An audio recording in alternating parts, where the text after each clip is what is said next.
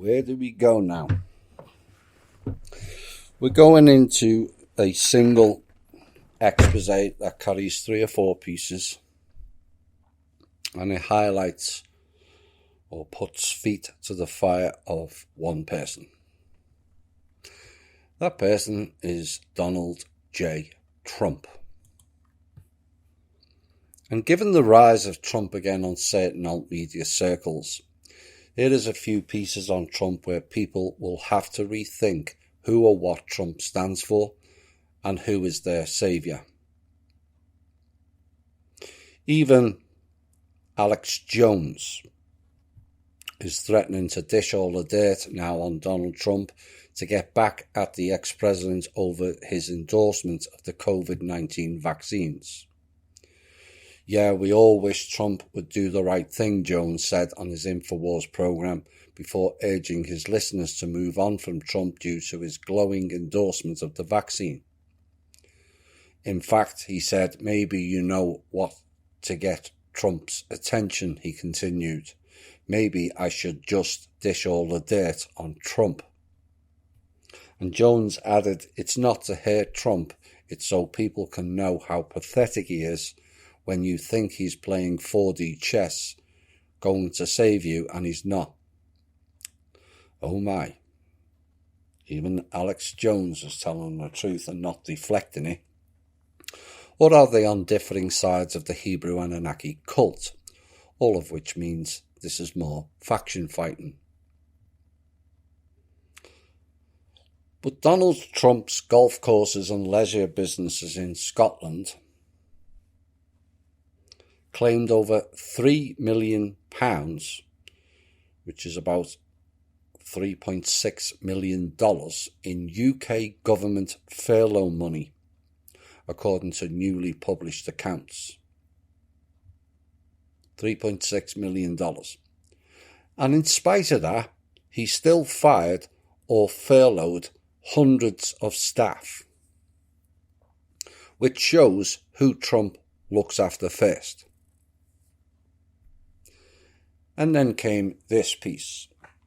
Former President Trump, in an interview with conservative media personality Candace Owens, pushed back over her claims undermining the efficacy of the COVID-19 vaccines. And in Tuesday's episode of the Daily Wire show Candace, Trump told Owens that he takes credit for the incredible speed of how the vaccines were developed during his time in office and his partnership with private pharmaceutical companies. His words. I came up with a vaccine, with 3 vaccines, Trump told Owens.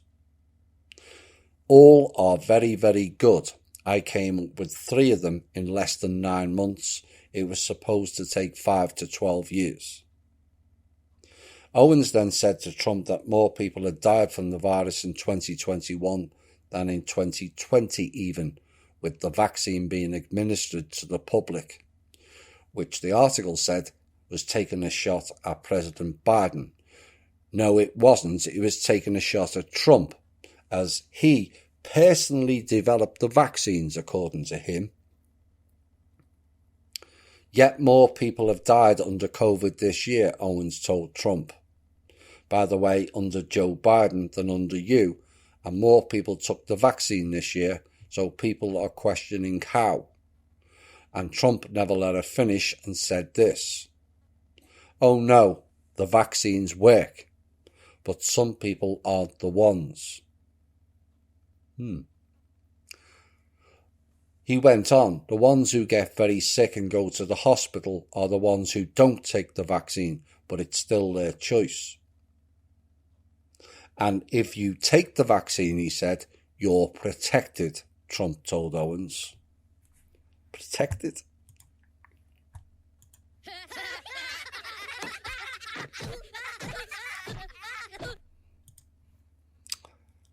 Seriously, Trump, you're about as deluded as Biden.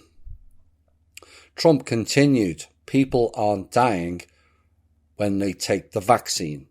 They're dying more when they take your vaccine, Mr. Trump. unless you went to Johns Hopkins School of Math as well. But thank you, Mr. Trump, for revealing who you really are and who and what you stand for. This next piece goes back to January 2020. During a festive White House unveiling of Donald Trump's long-gestating peace plan, and then Israeli Prime Minister Benjamin Nutty Asshole giddily announced that under its auspices, Israel would move to immediately annex large parts of the West Bank. The Israeli right was ecstatic. Finally, they believed Israel would take full control of land that settler leaders hope will remain forever Israeli and with the blessing of a US president, no less. But according to the reports, there was only one problem. And the reporting on those events of those dramatic days said that nobody had bothered asking the president in question. Now I would respond, why would they? They have had leading American officials dancing to their every whim and evil for over 100 years. Why would Trump be any different? What Israel wants, Israel gets from multiple countries due to blackmail and coercion. But in fact, according to a new book from Israeli journalist Barak Ravid, Trump and peace plan architect Jared Kushner were caught completely off guard by Netanyahu's declaration during the White House event. And the new details were reported in a pair of podcast episodes recently from Axios called How It Happened, which uses Ravid's reporting from his new Hebrew book, Trump's Peace, to tell the story of how Trump's failed peace plan morphed into the successful brokering of the Abraham Accords. Now, according to the podcast, Netanyahu decided to go forward with the annexation announcements after receiving assurances from the then US ambassador to Israel and longtime settlement backer David Friedman that the US would back the move, even though the envoy never ran the idea by the White House. I guess that doesn't come under conflict of interests, that the US ambassador to Israel was a settlement backer, David Friedman. And the US proposal envisioned Israel annexing all of its settlements along with the Jordan Valley as part of a final status agreement. Well, in reality, it's called the Jordan Valley for a reason. And like the Golan Heights in Syria that Trump handed over to the Israelis, it doesn't belong to Israel. In fact, if the truth be known, the country operating under a fake state doesn't even own Israel, never mind portions of other countries for their caliphate-walled property expansion. But it did not give a clear timeline, and it definitely did not stipulate that the move would take place right off the bat. And Netanyahu said Israel will apply its laws to the Jordan Valley, Talmudic, to all Jewish communities in Judea and Samaria, and to other areas that your plan designates as part of Israel and which the US agrees to recognize as part of Israel. And Trump was standing right behind him and glanced at someone off stage, checking to make sure what he'd just heard. And after Netanyahu left the White House, Trump met with his advisors and asked them what the hell was that. And he was told of their shenanigans in private. But did his arrogance preclude him from being used by them? Kushner, it is said, meanwhile was livid. probably because Netanyahu let it out of the bag too soon, and that implicated Kushner. That's what it's all about. Nothing about protecting the Palestinian, Syrian or Jordan people in the settlements, covering their own asses. Now, going back to the peace plan's earlier stages, Ravid began sharing a story of how Kushner became tasked with handling the Israeli-Palestinian peace file, yet another conflict of interest issue. And ahead of his inauguration, Trump held a briefing with the New York Times, during which he told them of the decision, despite never having given Kushner the heads up. And Kushner would go on to joke that Trump gave him the job because he must not like him very much. No, because your mentor, Kissinger, is pushing you into his former role, is why. And less than a year into the administration, after Trump had met with both Netanyahu and the Palestinian Authority President Mahmoud Abbas, the president made the decision in 2017 to officially recognize Jerusalem as Israel's capital. How nice of him, not? And Kushner notified a visiting PA delegation led by the late Palestinian negotiator Saeb Erekat of the decision in December 17. Erekat was shocked and warned him that the move would disqualify the US as a peace broker. What an illusion that is. And risked plummeting the region into violence. But Kushner didn't take the criticism well and shouted back at Erekat that he would not be threatened. So, the snake-in-law doesn't like criticism. Well, boo-hoo, Mr. Kushner. Perhaps you would reconsider your stances if someone did a deal and threw you out of all your homes, buildings and investments without notifying you. In fact, I would love to see that happen. It would be fantastic karma return for throwing people who have lived their lives or generations out of their homes and lands, all for the benefit of a cult. Now, Trump himself later phoned Abbas to update him personally of the decision and tried to call during the call to calm him down, assuring the PA leader that Ramallah would get its own gesture from Washington next. Yes, likely another military bombing campaign. But after rambling for 7 minutes, Trump didn't notice that Abbas had hung up on him, and that would be the last time the two leaders would ever talk. Now, the article said Trump would go on to exact his own form of revenge in response to the PA's refusal to engage with US peace efforts, cutting virtually all aid off to the Palestinians, shuttering the PLO diplomatic office in Washington, and closing the US consulate in Jerusalem that historically had served as the de facto mission to the Palestinians. What a childish and pathetic response that is. And these are the very people we are expecting to run our country? Seriously? Netanyahu, meanwhile, cozied up to Trump, seeking to capitalise on Trump's anger towards the Palestinians and interest in pleasing his evangelical base. Cozied up, or slithered like the snake he is, more likely. And this paid dividends for the Israeli leader in the form of the US withdrawal from the Iran nuclear deal in May 2018 and the opening of the US embassy in Jerusalem that same year, and Trump's recognition of Israeli sovereignty over the Golan Heights in Syria in March 2019, just weeks before an election in Israel. Make America great again, eh, Trump?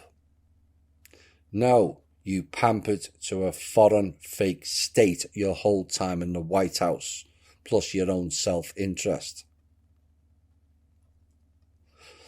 Trump told Ravid in a newly released interview that he recognised the Golan in part because he wanted to help Netanyahu win the vote. But Netanyahu failed to secure a ruling majority, and Israel was plunged into 2 years of political chaos and 3 more elections. And Netanyahu then began considering taking Trump's apparent generosity a step further, seeking US support for a plan to annex large parts of the West Bank. Now, the move was a nod to the settler movement, which Netanyahu had increasingly come to rely on amid the snowballing corruption cases against him. And when the Trump administration began coalescing its peace plan in 2019, Netanyahu saw it as a platform for his annexation announcement. Now, Netanyahu was further emboldened by Friedman, who assured the Israelis that Trump would be fine with the controversial move. But Ravid said that the ambassador never ran the idea by Trump and Kushner. I guess he did.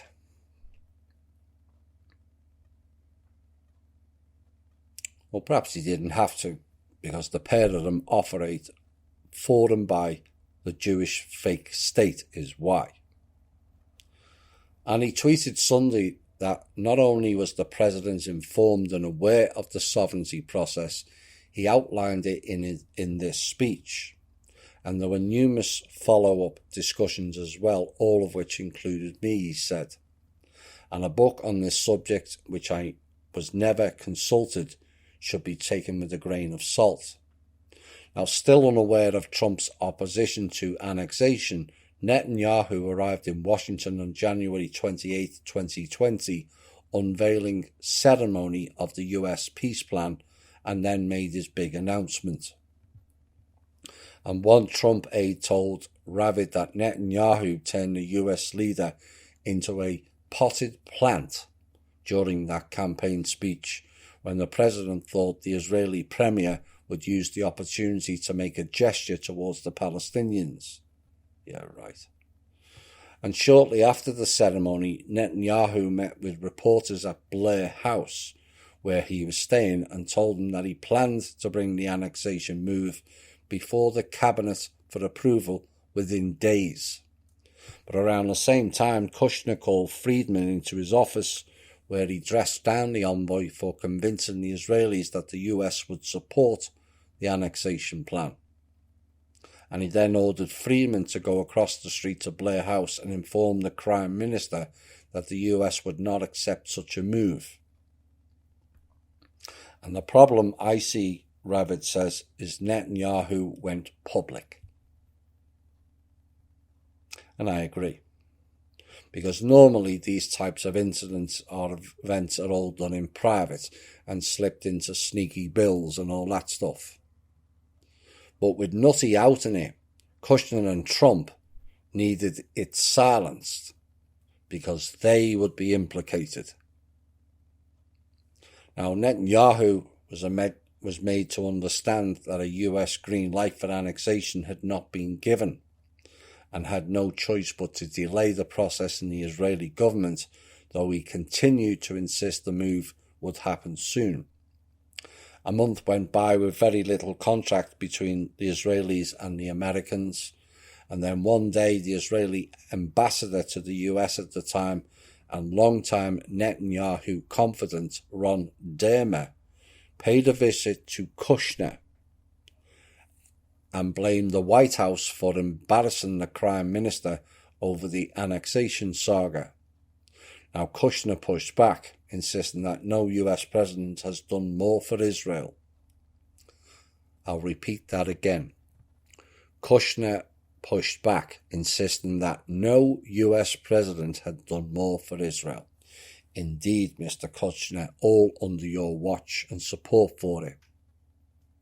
And Dermer then told Kushner that Netanyahu did not know whether he could trust the Trump administration anymore.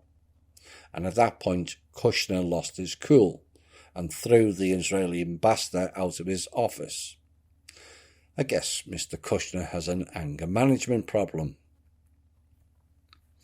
But still determined to move forward with the annexation plan, Netanyahu negotiated the matter into his coalition agreement with the Blue and White chairman Benny Gantz after the March 2020 election. And the Premier even set out a timeline for the move, vowing to begin carrying it out on July 1st of that year, 2020. At that point, though, the only one pulling for the move in the Trump administration was Friedman, born too, who decided to fly to Washington a week before the July 1st deadline to lobby the president. But the meeting didn't go well at all for Friedman, though, with Trump using the opportunity to complain about the speech Netanyahu gave at the peace plan's unveiling. And Friedman tried to interrupt, but Trump responded, "Why are we even talking about this?"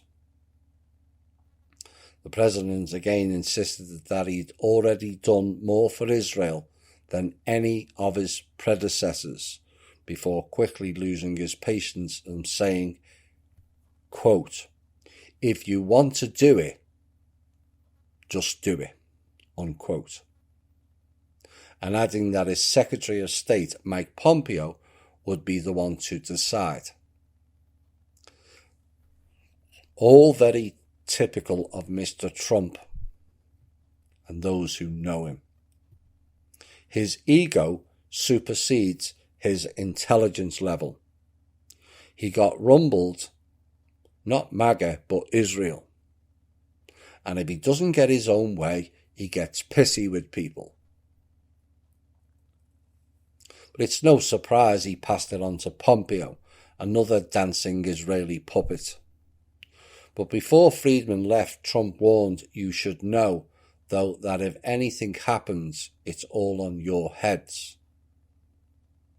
And Ravid said his last remark shook Friedman, who did not want to be responsible for what might come next. So Kushner dispatched Friedman along with the White House peace envoy Avi Berkovich to Jerusalem. Berkovich, born to again, in order to convince Netanyahu to not go through with the annexation plan. And the meetings took place during the height of the first wave of the fake scamdemic. And at the meeting, Netanyahu sat behind a glass divider that Berkovich told Ravid was something out of science fiction. And Friedman at one point left the room, on which Berkovich piped up, "I'm not sure what David told you, but the meeting with the president regarding annexation went really badly." And Berkovich urged Netanyahu not to go forward with the move and said that if the Premier insisted, it would have to be done alongside a series of significant gestures to the Palestinians. But this then angered Netanyahu. They all seem to have an anger management problem, who threatened to go ahead and carry out the move unilaterally, Ravid reported. And the US envoy said that the Prime Minister was free to do so, but that he should be aware that it could lead Trump to tweet against Netanyahu and he could lose the president's support. And Ravid quoted Berkovich as having told Netanyahu, "You're going to take your greatest friend in the world and make him an enemy." Trump was the greatest friend in the world to Netanyahu.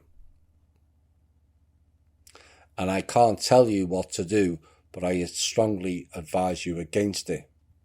But then the solution begins to take shape, as after two meetings between Netanyahu, Friedman and Berkovich, in which the sides made no progress, Berkovich called Kushner, and the two decided to offer Netanyahu a carrot in exchange for shelving annexation. And back in March 2019, the United Arab Emirates ambassador, to the US, Youssef al-Otaiba, had paid a visit to Kushner's home in Washington. Remember the piece earlier about the United Arab Emirates Connect the dots. And there he told Trump's senior advisor that the United Arab Emirates wanted to normalise ties with Israel.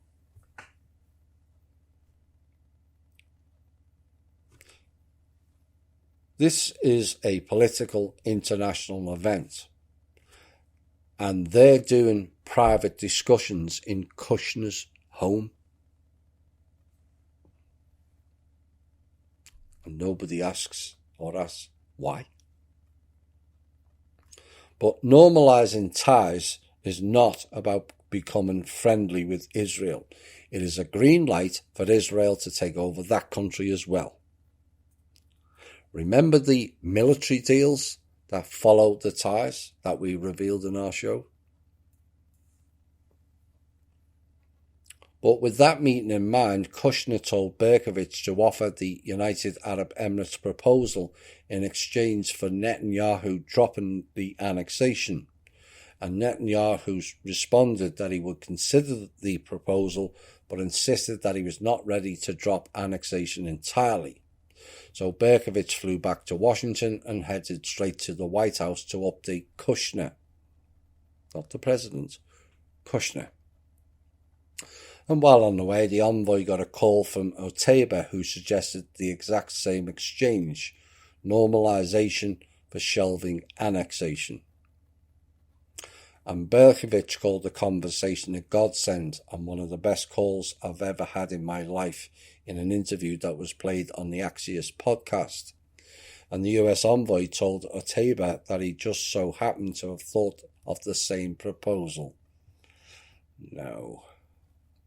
The Israelis, the Emiratis and the Americans would subsequently launch marathon negotiations on the matter, and Ravid noted that the Emiratis never negotiated directly with the Israelis, as Abu Dhabi wanted to be sure that the Israeli commitments were being made to the US, not the United Arab Emirates.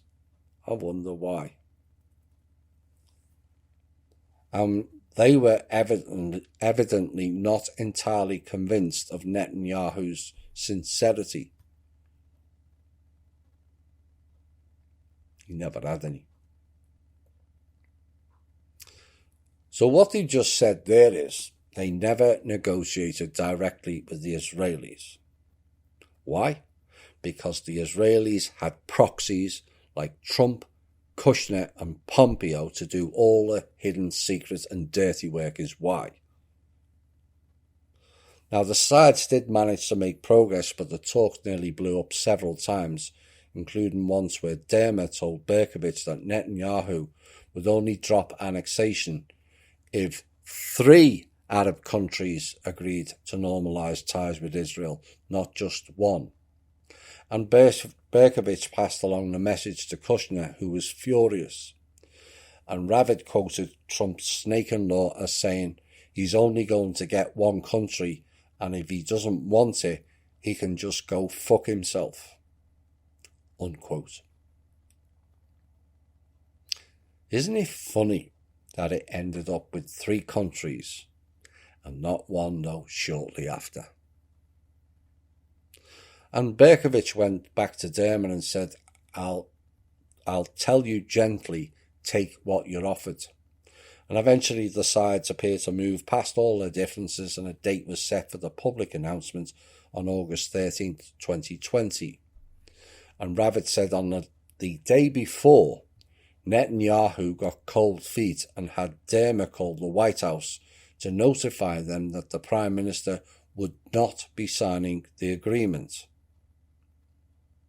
But not having any of it, Friedman, who had already flown to Washington for the big day, called Netanyahu, screaming at him, "It's happening tomorrow, you don't have a choice." And the pep talk appeared to work, as Netanyahu then got back on board. And on the day of the announcement, White House was still working on coming up with a name for the normalization agreement, Ravid said. And it was the National Security Council staffer, Miguel Correa, which is an interesting name. And that will be brought up in another show.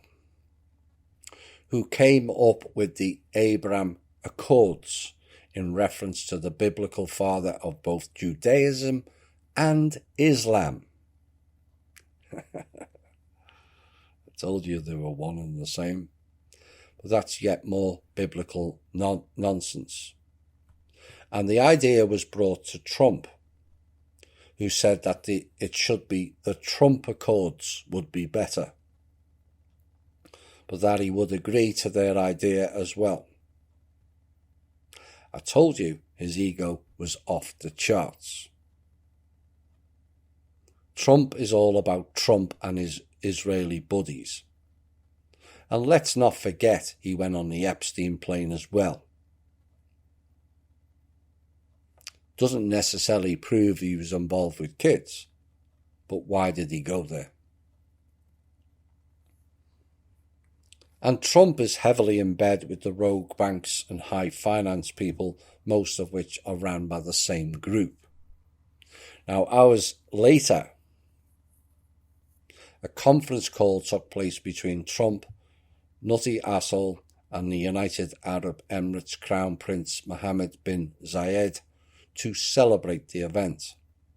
And the deal was then made public in a tweet from Trump's account that was sent out by Berkovich.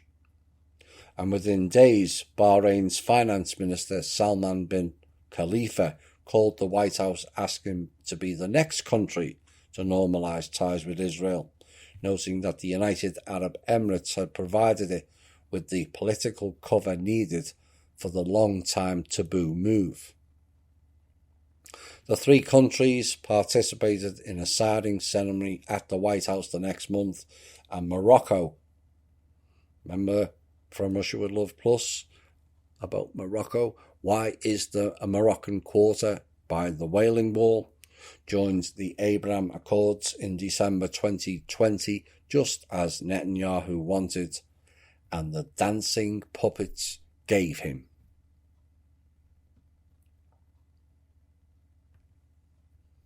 This came in from one of the chats that I'm aware of some of it, but not all of what was stated. Would it surprise me? Absolutely not. Trump is a Magus 5 Temple of Set disciple and a Jesuit-schooled 33-degree Triple Tau Royal Archmason and a Knight of Malta, and no doubt others we don't know about. Recent discoveries on the New Yorker Hotel has tunnels with Mayan, Aztec, Quetzalcoatl symbols just like the Trump Tower. Recent tracking of unmarked Learjets revealed regular traffic from Virginia to Guantanamo Base V5 and regular stopovers in St. Croix and St. Martin that is considered highly suspicious. Those islands are connected to the child trafficking and abuse cult. And remember, Donald Trump, Ivana and Ivanka went on the Epstein plane and islands. The 92-page release document of all the names confirms that.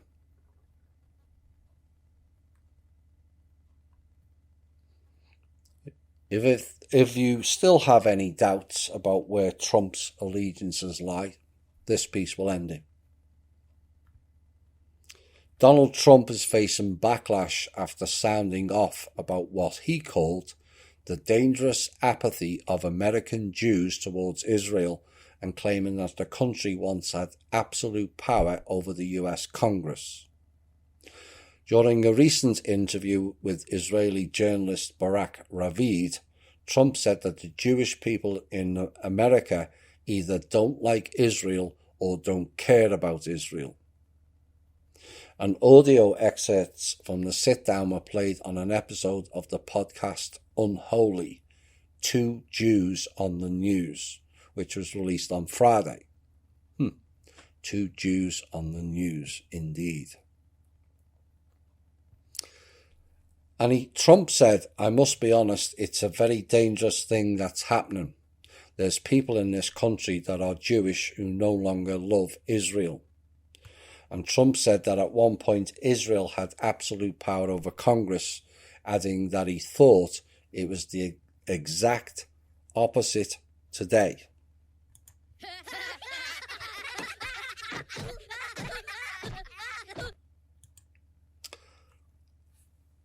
You are delusional, Mr. Trump, or a barefaced liar. And he held Barack Obama and Joe Biden responsible for this supposedly diminishing support for Israel in Washington. I'll tell you, the evangelical Christians love Israel more than the Jews in this country, said Trump, who referenced his years in New York City to note of how many Jewish friends had a great love for Israel, which has dissipated over the years for people in the US. The fact that Jewish people still voted for Obama and Biden was evidence that they don't like or care about Israel anymore, he said.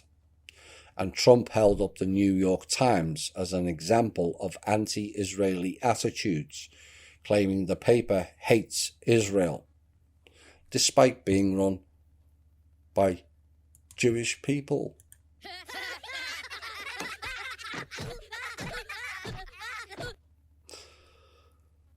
Oh dear, did he really just say that?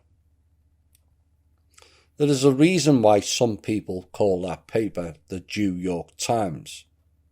Is he that stupid, or just playing deflection games? And he pointed directly to the Sulzberger family, who have operated the paper for more than a century. And the former president's comments quickly came under fire from Jewish groups, with the American Jewish Congress criticizing Trump for repeating radioactive anti-Semitic tropes and fueling dangerous stereotypes while peddling unfounded conclusions about the unbreakable ties that bind American Jews to Israel. What Trump did there is blatant, self-serving political rhetoric designed to appeal to the Israeli junta called AIPAC and their army of country destabilizers. Trump works for the Black Sun. He has exposed the Rothschild clan only. It is faction fighting of the old world. Do us a favour and piss off to Israel, Trump. You are a complete self-serving fake and flake. The people now know what MAGA really meant, yet more Hebrew Anunnaki rhetoric and zero to do with Americans. The reason the American Israelis are working shit out Trump and now realising the fake state is and was the problem all along, and I personally praise them for that. It is not an easy path to take if you follow that fake religion, which is actually the law. So move to Israel with your Cyrus Trump corn, your settlements, your stolen Syrian Golan Heights, and take Kushner and Pompeo with you. You are an Israeli, Hebrew, Anunnaki sellout, which makes you anti-people and an enemy of humanity.